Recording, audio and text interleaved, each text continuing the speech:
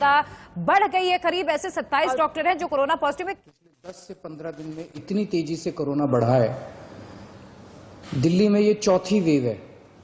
इसके पहले 3 वेव्स दिल्ली के अंदर आ चुकी है और हम सब दिल्ली वासियों ने मिलके उसका बड़े अच्छे से मुकाबला किया और वो ठीक हो गया। अब ये चौथी वेव आई है जो बेहद खतरनाक है, बहुत तेजी से बढ़ रहा है। इतना तेजी से बढ़ रहा है कि बहुत सारे लोगों की समझ के बाहर है। जैसे कुछ दिन पहले तक, मिड मार्च तक लगभग 200 से भी कम केस प्रतिदिन आने चालू हो गए थे, इतना कम हो गया था। और कल के 24 घंटे की जो रिपोर्ट अभी थोड़ी देर में आज शाम तक पब्लिश होगी, दिल्ली में 10,732 केस पिछले 24 घंटे में आए हैं। 10,732 केस पिछले 24 घंटे में। उसके पिछले 24 घंटे में 7,900 केस आए थे। उसके पिछले 24 घंटे में 8,521 केस आए थे। मतलब आप देखिए कि पिछले 3 दिन के अंदर ही कितनी तेजी से बढ़े हैं। पहले 2 दिन लगभग 8 साढ़े 8 हजार केस थे और कल 24 घंटे में 10,732 केसेस आए हैं। इसके ऊपर स्थिति बेहद चिंताजनक है, इसमें कोई दो राय नहीं है। लेकिन आपकी सरकार पूरी तरह से स्थिति पे नजर रखे हुए, मैं स्वयं इसके ऊपर नजर रखे हुए हूं और जो भी करने की जरूरत है हम वो सब कर रहे हैं, सबका सहयोग ले रहे हैं। इस वक्त हम मोटे मोटे तौर पे 3 स्तर पे काम कर रहे हैं। एक है कि किस तरह से कोरोना को फैलने से रोका जाए। इसमें खास तौर से सरकार अकेले बहुत कुछ नहीं कर पाएगी। दिल्ली वासियों को, आपको सबको इसमें सहयोग देना पड़ेगा। आपने पहले भी बहुत सहयोग दिया, हर बार सहयोग दिया। हर बार जब भी वेव आई, दिल्ली के लोगों ने बढ़ चढ़ के सहयोग दिया, किसी और के लिए नहीं। हमें अपने लिए, अपने स्वास्थ्य के लिए, अपने परिवार के लिए बढ़ चढ़ के कोरोना के सभी प्रोटोकॉल्स फॉलो करने पड़ेंगे। अपनी सेहत अपने हाथ है। अगर हम, अपनी सुरक्षा अपने हाथ है। जो 3 चीजें बार बार बोलते हैं, मास्क पहन के रखिए, सोशल डिस्टेंसिंग कीजिए और बार बार हाथ धोते रहिए। इसमें एक चीज और ऐड कर लो कि घर से तभी बाहर निकलेंगे जब बहुत जरूरी होगा। कुछ दिन की बात है, मुझे पूरी उम्मीद है जैसे पिछली 3 वेव चली गई वैसे चौथी वेव भी चली जाएगी। तो अभी फिलहाल ज्यादा से ज्यादा कोशिश करें कि घर पे ही रहें, घर से बाहर तभी निकलें जब बहुत जरूरी हो। हम लॉकडाउन नहीं लगाना चाहते, लेकिन कल सरकार को मजबूरीवश कुछ रिस्ट्रिक्शंस के ऑर्डर किए गए हैं। जैसे बसों में अब 50% लोग बैठ सकेंगे, मेट्रो में 50% की ऑक्यूपेंसी हो सकती है, बार्स रेस्टोरेंट्स के अंदर 50% की ऑक्यूपेंसी। इस तरह से कुछ कई सारे रिस्ट्रिक्शंस कल लगाए गए हैं।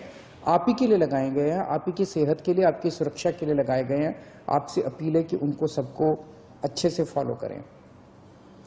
तो एक तरफ हम कोरोना को रोकने की कोशिश, स्प्रेड को रोकने की कोशिश कर रहे हैं। दूसरी तरफ इतनी तेजी से जब कोरोना के मरीज बढ़ रहे हैं, किसी को कोरोना होता है तो वो फिर या तो होम आइसोलेशन में जाता है और या फिर अस्पताल की तरफ जाता है।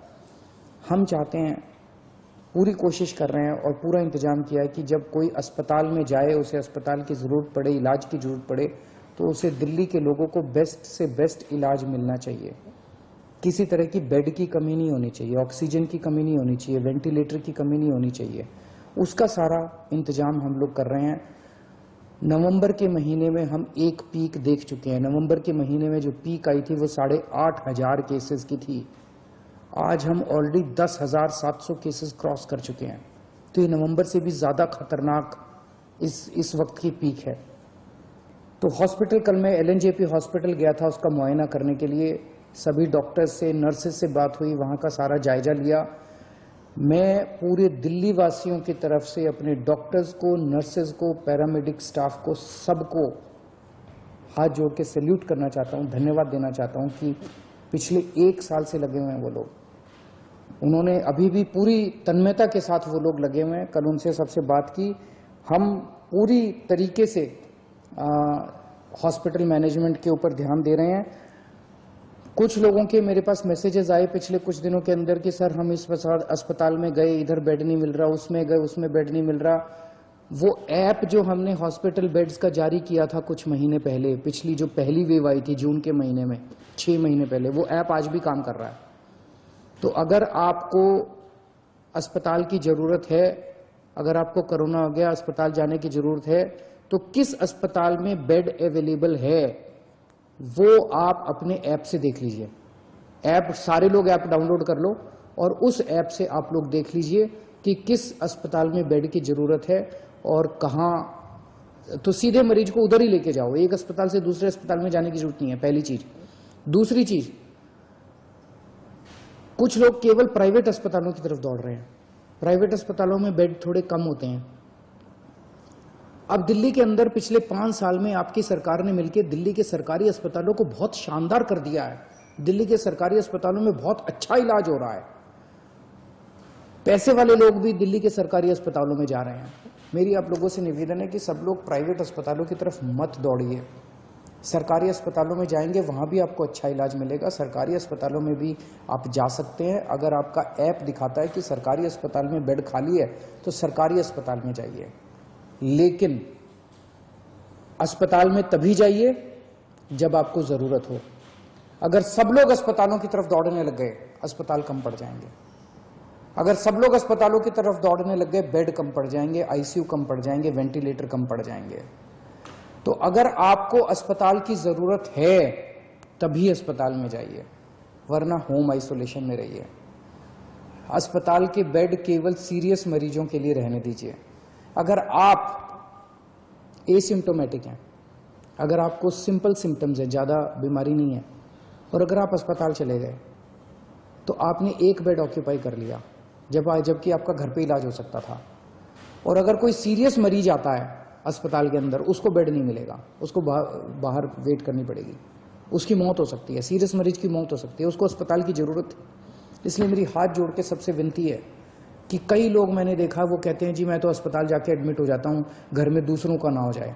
घर के अंदर होम आइसोलेशन कीजिए, हमारी टीम आपके घर आएगी, आपको सारा गाइडलाइंस वगैरह सब बता देगी, ऑक्सीमीटर देके जाएगी, आपको बता देगी कैसे होम आइसोलेशन करना है, आपके साथ हम संपर्क में रहेंगे।